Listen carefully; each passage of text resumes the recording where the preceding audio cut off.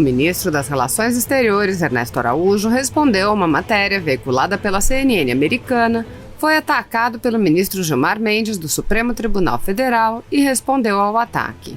Ernesto Araújo disse: a CNN entendeu tudo errado em relação ao Brasil e à Covid. Eis os fatos. Após uma decisão do Supremo Tribunal Federal de abril de 2020, os governadores dos estados, e não o presidente, têm, na prática, toda a autoridade para estabelecer e gerenciar todas as medidas de distanciamento social. O presidente Bolsonaro enviou 98 bilhões de dólares aos estados em 2020 para manter e expandir seus sistemas de saúde com mais leitos de UTI, etc. O número de leitos de UTI tinha diminuído nos governos anteriores. O presidente criou um programa de transferência direta, enviando 47 bilhões de dólares a 67 milhões de pessoas em necessidade, aqueles mais afetados pelas medidas de isolamento social, adotadas pelos governadores dos estados e pela crise econômica decorrente dessas medidas. O presidente sempre estimulou a pesquisa de tratamentos para a Covid, seja com remédios existentes ou com novos, e sempre defendeu o princípio de que médicos devem ter liberdade para prescrever tratamentos off-label para salvar vidas. Ele questionou o dogma propagado pela imprensa de que não existe tratamento para a Covid, assim como a irresponsabilidade de alguns especialistas que orientaram as pessoas a ficar em casa até sentir falta de ar. O presidente enviou uma lei ao Congresso em agosto de 2020, autorizando 4 bilhões de dólares para a compra de vacinas. Com os recursos e a logística do governo federal, o Brasil começou a vacinar em janeiro. Até o momento, 4,1% da população foi vacinada, 8,7 milhões de pessoas, pouco abaixo da França, com 6,2% de vacinados, e acima da China, 3,8%, Canadá, 3,6% e México, 1,8%. Já em fevereiro de 2020, o governo federal criou a Rede Vírus, uma rede de mais de 1.000 pesquisadores que trabalham em todos os aspectos do coronavírus, inclusive a pesquisa de vacinas. Entre os 15 projetos de vacinas brasileiras, 3 já estão próximas da fase de testes clínicos, todos financiados pelo governo federal. O presidente Bolsonaro acaba de enviar uma delegação técnico-política a Israel, que retornou hoje após estabelecer mecanismos de colaboração de altíssimo nível com os institutos de pesquisa líderes de Israel para testar, desenvolver e produzir remédios e vacinas contra a Covid, inclusive o spray Exo CD24, possivelmente o remédio mais promissor para o Covid, em fase de testes em qualquer lugar do mundo. Assim, o presidente Bolsonaro mostrou, durante todo o tempo, a liderança política necessária para combater o Covid em seu país e criou condições para que o Brasil coopere com a comunidade internacional. Ao mesmo tempo, o presidente sempre teve uma sensibilidade especial para com o sofrimento dos brasileiros, especialmente os mais pobres, que estão enfrentando as circunstâncias mais desafiadoras para alimentarem suas famílias sob os terríveis efeitos socioeconômicos das medidas tomadas pelos governadores dos estados. O ministro Gilmar Mendes, do Supremo Tribunal Federal, respondeu ao ministro Ernesto Araújo classificando suas declarações como fake news. Gilmar Mendes disse: fake news, aqui está o fato verdadeiro. A Suprema Corte do Brasil decidiu que as administrações federal, estaduais e municipais têm autoridade para adotar medidas de distanciamento social. Todos os níveis de governo são responsáveis pelo desastre que estamos vendo. O ministro Ernesto Araújo rebateu Gilmar Mendes dizendo: leia novamente, por favor. Eu disse, após uma decisão do Supremo Tribunal Federal, com o significado de em consequência de, e não de conforme declarado explicitamente em. E eu disse na prática, indicando o efeito na vida real da decisão. Na prática, os governadores determinaram todas as medidas que quiseram e o governo federal paga a conta. Hoje o que nós vemos é, infelizmente, uma espécie de um esforço de algumas correntes políticas do Brasil de criar deliberadamente uma má imagem, uma imagem totalmente distorcida no Brasil e no exterior. Vou dar 3 exemplos. Um seminário na semana passada organizado em Harvard, né, aquele Brazil Day, organizado por pessoas que, enfim, se dizem analistas de política externa ou de relações internacionais ou do que quer que seja, que procurou promover a imagem de que existe um risco à democracia no Brasil, de que existe um retrocesso democrático no Brasil. O que, bom, os senhores me dirão se é verdade ou não, eu tenho a impressão que absolutamente não é verdade. Nós temos, né, uma democracia vibrante, total independência de poderes, total transparência, total liberdade de informação, liberdade de expressão.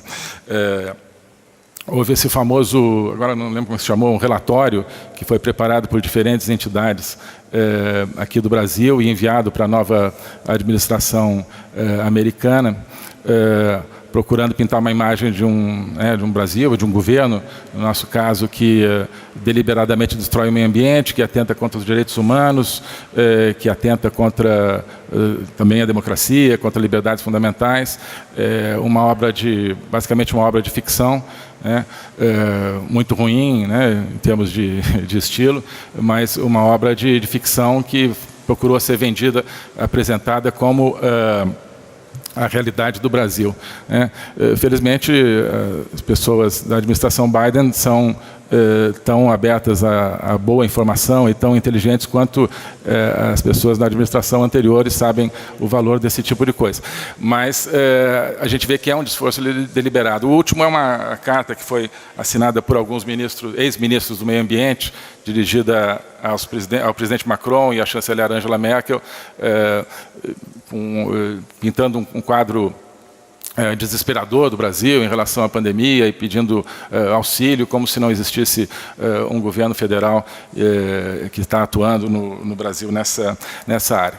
Então, eu acho que quem produz a imagem que infelizmente é ruim e é totalmente desconectada da realidade no exterior e que afeta, aí sim, os nossos interesses, né, que prejudica a consecução do nosso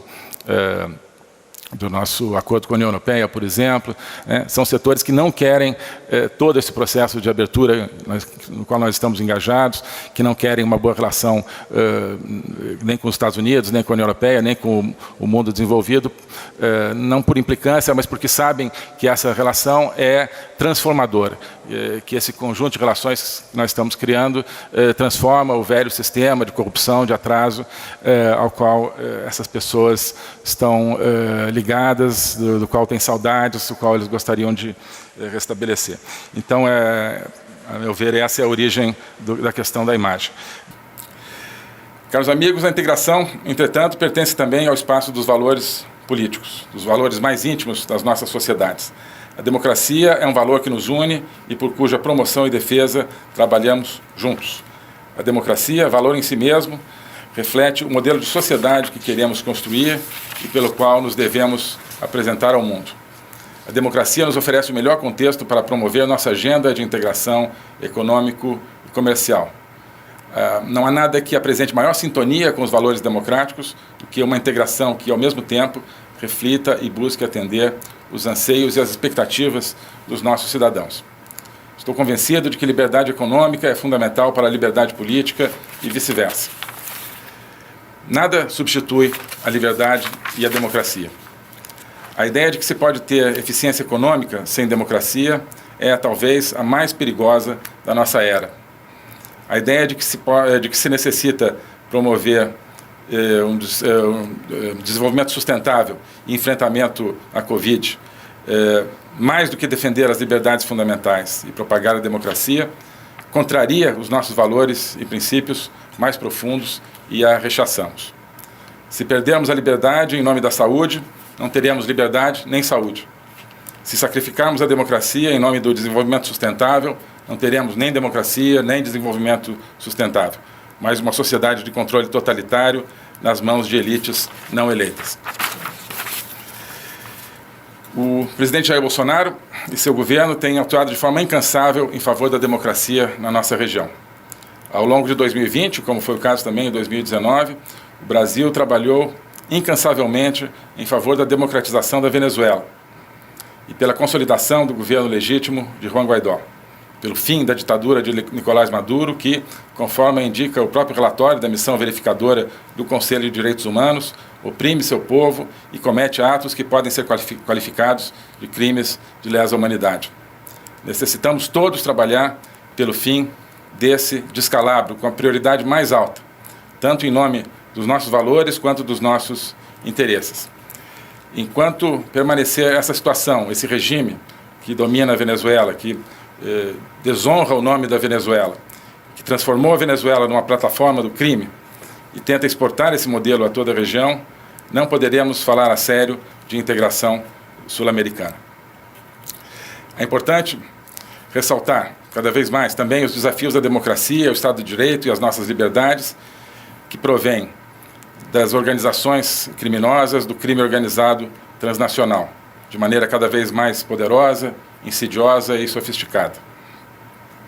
Essas organizações, além de praticar variados ilícitos e crimes, minam nossas instituições e corroem nossas sociedades. Ao não respeitar fronteiras, são um problema regional coletivo que diz respeito a todos nós. Se não soubermos trabalhar juntos para enfrentar esse desafio, que hoje já prolifera livremente na Venezuela, como dizia, em simbiose com grupos armados, nossos países enfrentarão riscos crescentes à sua verdadeira independência. As democracias não podem acomodar-se a viver no espaço cada vez mais restrito que lhes deixa o crime associado ao totalitarismo. Temos que ampliar o espaço da liberdade. Desse modo, a integração econômica aberta, a democracia e a segurança são mutuamente indispensáveis. Nossos países precisam dedicar-se a esses objetivos pelo futuro dos nossos povos. Reitero o compromisso brasileiro com uma integração que sirva à prosperidade, à segurança, à democracia e às liberdades fundamentais. Renovo meus votos de êxito à presidência argentina, bem como minha expectativa de que possamos estar todos juntos de forma presencial para celebrarmos em 2021 os 30 anos do Mercosul. Muito obrigado.